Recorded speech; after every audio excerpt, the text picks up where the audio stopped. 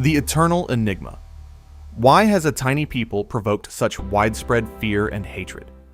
Imagine a people comprising less than 0.2% of the world's population, yet repeatedly blamed for virtually every calamity. Deadly plagues, economic collapses, wars, and even secret plots for global domination.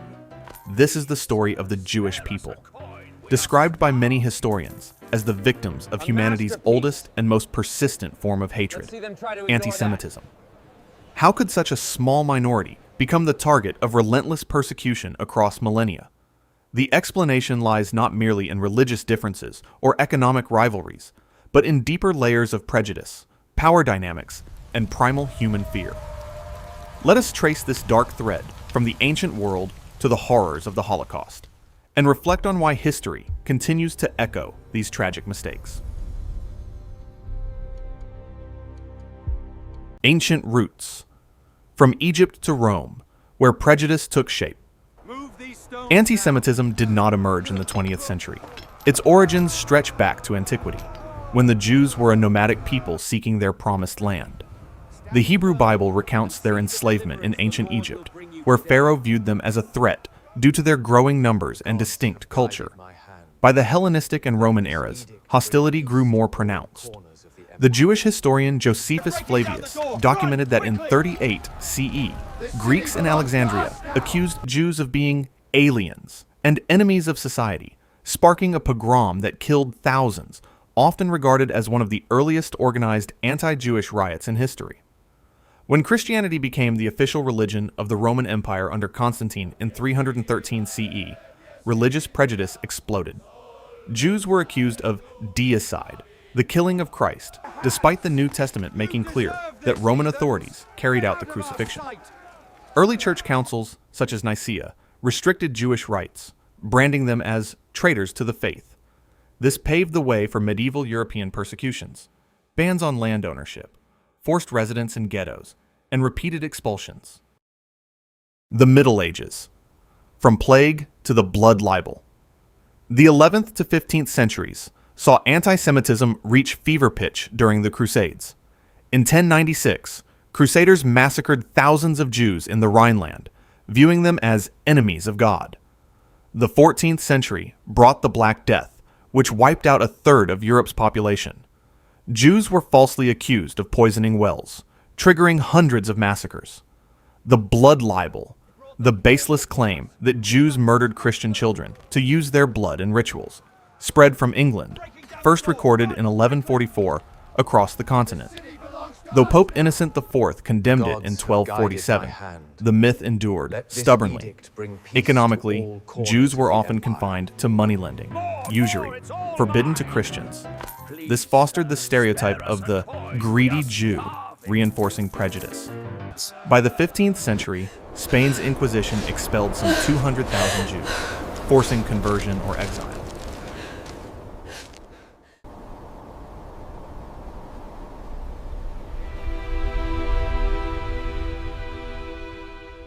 Reformation and the shift to nationalism. Martin Luther and racial theories. In the 16th century, Martin Luther, founder of the Protestant Reformation, initially hoped Jews would convert and showed sympathy. When they did not, he turned vicious in his 1543 tract On the Jews and Their Lies, urging the burning of synagogues and expulsion. His ideas profoundly shaped German attitudes, blending religious hostility with emerging nationalism. The 19th century marked a pivotal shift from religious to racial antisemitism. Wilhelm Marr coined antisemitism in 1879, framing Jews as an inferior Semitic race, opposed to the superior Aryan one. Concepts like the chosen people were twisted into accusations of arrogance, while the scapegoat theory blamed Jews for all societal ills. In France, the 1894 Dreyfus Affair, where a Jewish officer was falsely convicted of treason, ignited widespread anti-Semitic fury. The forged Protocols of the Elders of Zion, 1903, purporting to reveal a Jewish plot for world domination, spread rapidly and influenced figures like Henry Ford in America, who promoted it through his newspaper. Family. There can be no forgiveness. Hitler and the Nazis, from personal vendetta to genocide. Adolf Hitler, born in 1889 in Austria, absorbed virulent antisemitism during his years in Vienna, 1908 to 1913, surrounded by anti-Semitic pamphlets and influenced by figures like Mayor Karl Lueger and racial theorist Houston Stewart Chamberlain. In Mein Kampf, 1925, he portrayed Jews as parasites responsible for Germany's defeat in World War I via the stab-in-the-back myth, merging ancient prejudices with social Darwinism to view them as a genetic threat to Aryan purity. Speculations about Hitler's personal motives vary. Some point to his mother's death under a Jewish doctor's care, or alleged experiences with syphilis, but lack solid proof. What is certain is that he institutionalized hatred. The 1935 Nuremberg laws stripped Jews of citizenship. Kristallnacht, 1938, unleashed nationwide violence, and the 1942 final solution led to the systematic murder of 6 million Jews. The Holocaust and the world's silence. Allies knew, yet did not act. From summer 1941, British intelligence intercepted reports of Einsatzgruppen mass shootings in the Soviet Union. In August 1942, Gerhard Riegner of the World Jewish Congress sent the Riegner telegram, confirming plans to exterminate Europe's Jews. Polish courier Jan Karski met President Roosevelt in 1943 with eyewitness accounts from the Warsaw Ghetto and camps, yet no decisive action followed. By December 1942, the Allies issued a joint condemnation of Nazi bestial policy, acknowledging at least 2 million Jewish deaths. Despite aerial photos of Auschwitz in 1944, the Allies prioritized military victory over humanitarian intervention, refusing to bomb rail lines or camps.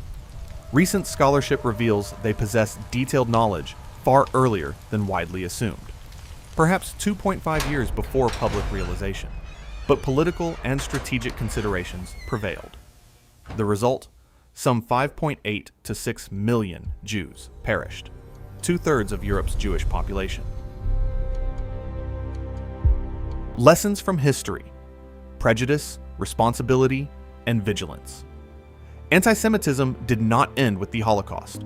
It resurfaces today in forms such as anti-Zionism or modern conspiracy theories alleging Jewish control of media or finance. The 6 classic explanations: racial inferiority, economic dominance, foreignness, scapegoating, deicide, and chosen people arrogance persist, though devoid of scientific basis. History teaches that prejudice is not innate, but cultivated by leaders and societies. Prevention demands education, open dialogue, and swift intervention, for silence in the face of injustice is complicity. In an era still grappling with new forms of racism and division, the Jewish experience serves as a stark reminder.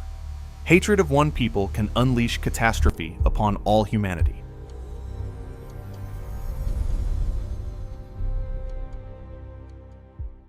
You've finished watching the video. If you found it interesting, please hit like, subscribe to the WWQ channel, and turn on notifications so you don't miss out on the next in-depth content. The echoes remain. Comment right below.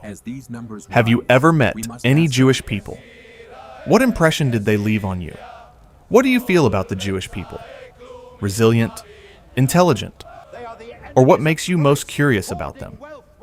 In your opinion, why has such a small nation been hated for thousands of years? And if you were Jewish, how would you feel about being hated throughout history? I'll read and reply to all your comments. Let's discuss. See you in the next video.